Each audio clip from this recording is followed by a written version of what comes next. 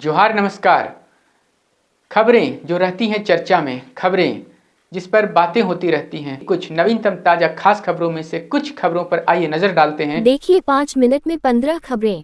उपायुक्त रांची मंजुनाथ भजंत्री ने जनता दरबार में लोगों से की मुलाकात। आए शिकायत के संबंध में संबंधित अधिकारियों से फोन पर बातचीत कर आवश्यक दिशा निर्देश दिया गया। उन्होंने संबंधित विभाग के अधिकारियों को निर्देशित किया कि सभी आवेदनों की भौतिक जांच करते हुए जल्द से जल्द समाधान करें, साथ ही शिकायतों पर त्वरित कार्रवाई करते हुए यथाशीघ्र प्रतिपुष्टि उपायुक्त कार्यालय को समर्पित करने का निर्देश भी उन्होंने दिया। हेमंत सरकार ने लिया अहम फैसला। झारखंड में अब समिति करेगी डीजीपी और आईजी की नियुक्ति। झारखंड में अब डीजीपी और आईजी की नियुक्तियां नाम निर्देशन समिति की सिफारिश पर की जाएगी। इस समिति का गठन राज्य की हेमंत सोरेन सरकार करेगी। इनके सदस्यों में मुख्य सचिव, यूपीएससी की ओर से नाम निर्देशित सदस्य, जेपीएससी अध्यक्ष या उनकी ओर से नाम निर्देशित सदस्य, प्रधान सचिव, गृह विभाग सदस्य, सचिव और सेवानिवृत्त डीजीपी होंगे। रांची में थानेदार बनने के लिए पैरवी कराने वाले पुलिसकर्मियों पर कार्रवाई होगी। उन्हें 24 घंटे के अंदर सस्पेंड किया जाएगा। रांची के सीनियर एसपी चंदन कुमार सिन्हा ने कहा कि कई अधिकारी थानेदार बनने के लिए अलग अलग तरीकों से सिफारिशें करवा रहे हैं, जो बिल्कुल भी सही नहीं है।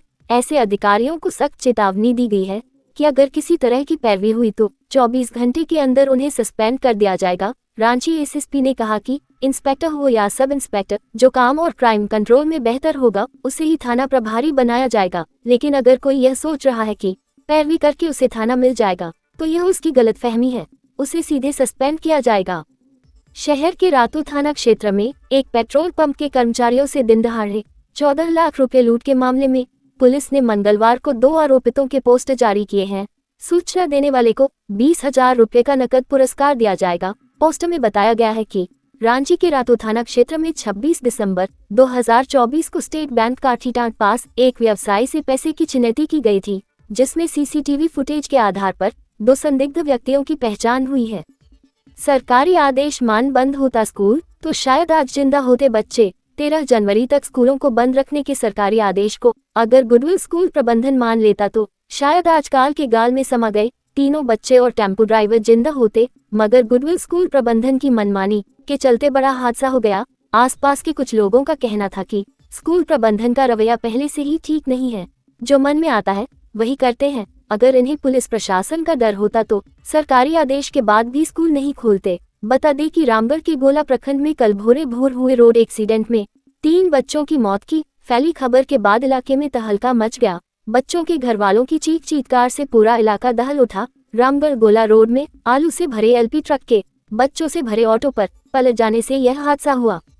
झारखंड विधानसभा को जल्द मिलेगा नेता प्रतिपक्ष, सुप्रीम कोर्ट ने दे दिया अल्टीमेटम। इस मामले में सुप्रीम कोर्ट को राज्य सरकार की ओर से बताया गया कि झारखंड में नेता प्रतिपक्ष के पद पर कोई नियुक्ति नहीं होने के कारण सूचना आयोग में नियुक्ति से जुड़ी सिलेक्शन कमेटी की बैठक नहीं हो पाए है।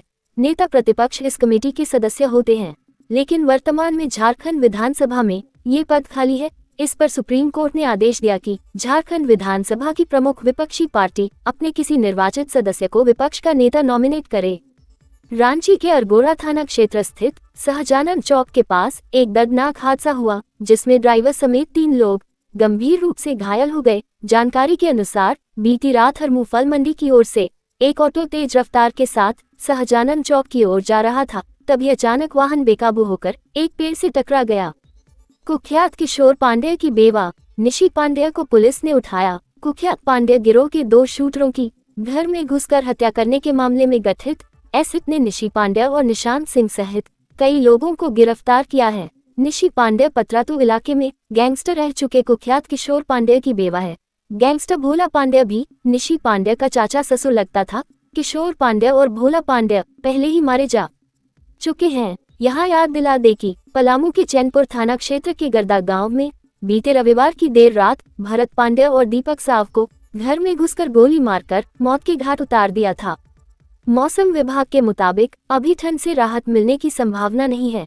रांची के मैक्यूस्कीगंज का पारा 1.5 डिग्री तक पहुंचा। रांची का तापमान एक बार फिर 10 डिग्री सेल्सियस से नीचे जा सकता है। बुधवार को उत्तर पश्चिमी और दक्षिणी पूर्वी भागों में घना कोहरा छाया रह सकता है। राज्य में अगले 2 दिनों के दौरान न्यूनतम तापमान में 2 से 4 डिग्री की गिरावट हो सकती है।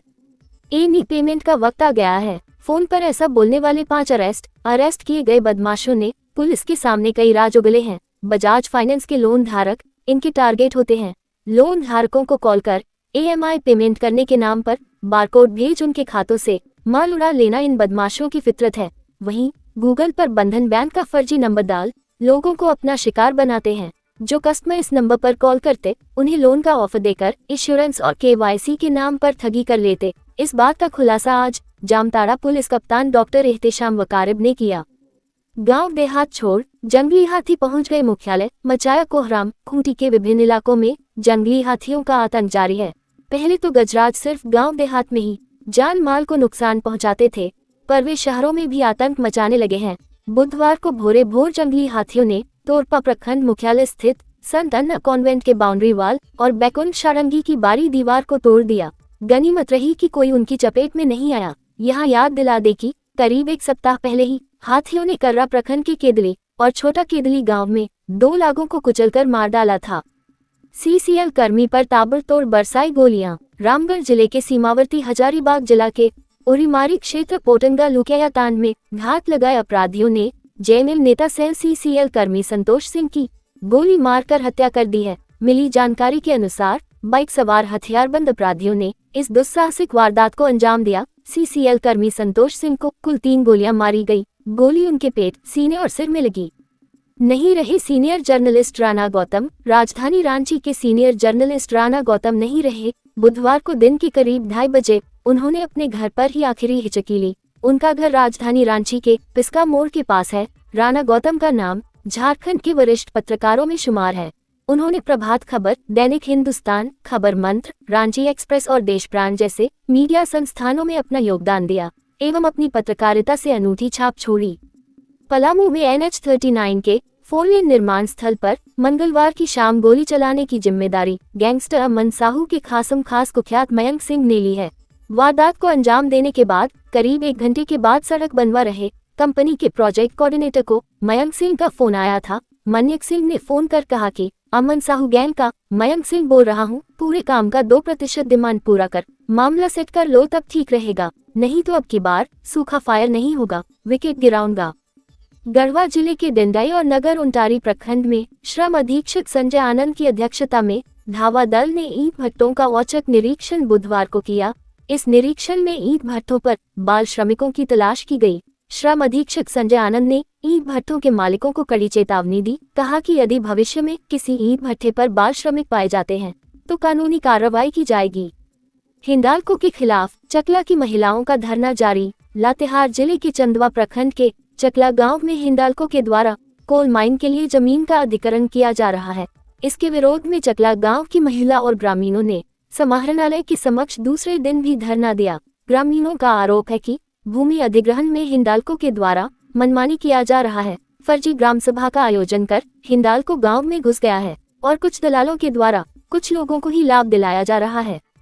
स्वतंत्रता सेनानी अमरवीर शहीद शेख भिखारी और टिकैत उमराव सिंह के शहादत दिवस पर श्रद्धांजलि कार्यक्रम में मुख्य रूप से झारखंड सरकार के मंत्री हफीजुल हसन अंसारी, झामुमो रांची जिलाध्यक्ष मुश्ताक आलम, खिगरी विधायक राजेश कच्छप, रामगढ़ विधायक ममता देवी शामिल हुई।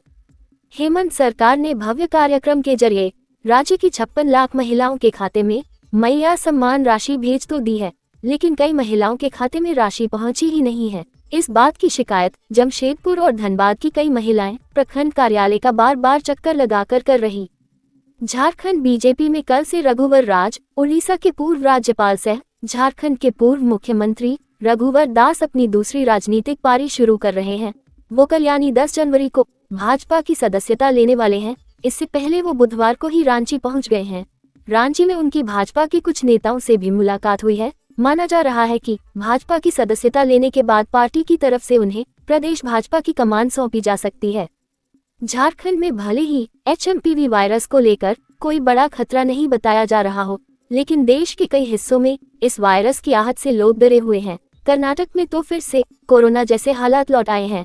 राज्य सरकार ने एडवाइजरी जारी की है, जिसके तहत अब फिर से मास्क पहनना अनिवार्य कर दिया गया है।